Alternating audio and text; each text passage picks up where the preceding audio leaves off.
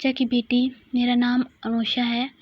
میرا تعلق ایک اچھے گھرانے سے تھا۔ باپ غریب ضرور تھا مگر وہ ہمیں اپنی محنت کی کمائی کھلاتا تھا، جبکہ میرا ایک چچا تھا جو کہ ہم سے بہت امیر تھا اور اس کے بچے ہمارے مقابلے میں بہت بہتر زندگی گزار رہے تھے، مگر چچا کے ہاں حرام حلال کی کوئی تمیز نہ تھی۔ ابو حق حلال کی روزی کماتا وقت سے پہلے ہی بوڑھا ہو گیا تھا اور پھر دیکھتے ہی دیکھتے بیماری نے زور پکڑ لیا۔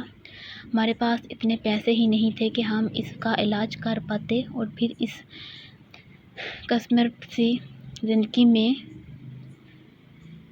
ایک دن وہ ہمیں اکیلا چھوڑ کر دنیا سے رخصت ہو گیا۔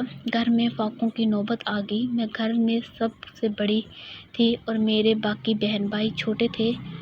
اسے میں امی نے کہا کہ وہ لوگوں کے گھروں میں کام کر لے تاکہ گھر کا گزارا چلتا رہے، مگر میں نے امی کو کام کرنے سے منع کر دیا کیونکہ میں نہیں چاہتی تھی کہ میری امی بھی ابو کی طرح بیمار پڑ جائے اور ابو کی طرح وقت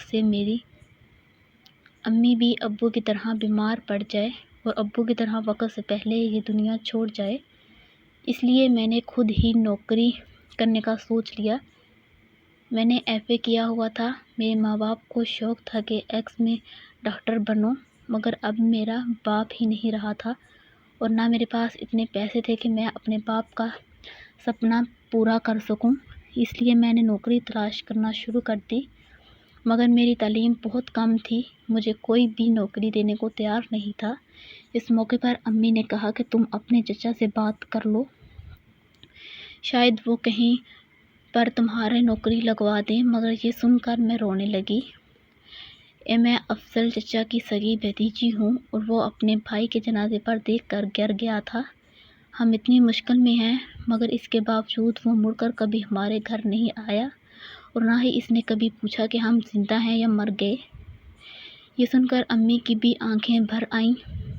اس دن کے بعد امی نے چچا کے متعلق کوئی بات نہیں کی اور میں نے یہ فیکٹری میں نوکری کر لی۔ وہاں مجھے اتنی تنخواہ مل جاتی تھی کہ ہمارے گھر اچھا چلنے لگا اور امی بھی بے فکر ہو گئیں۔ ایک دن فیکٹری کے مالک نے مجھے کام کرتے دیکھ لیا اور وہ مجھے روز روز اپنے دفتر میں بلانے لگا۔ اس نے بھی اب تک مجھ سے کچھ نہیں کہہ سکتا تھا، مگر اس کے دیکھنے کا اندازہ میں بھانپ گئی تھی۔ اس لیے میں نے ایک اور نوکری تلاش کرنا شروع کر دی تاکہ یہ فیکٹری والی نوکری چھوڑ دوں۔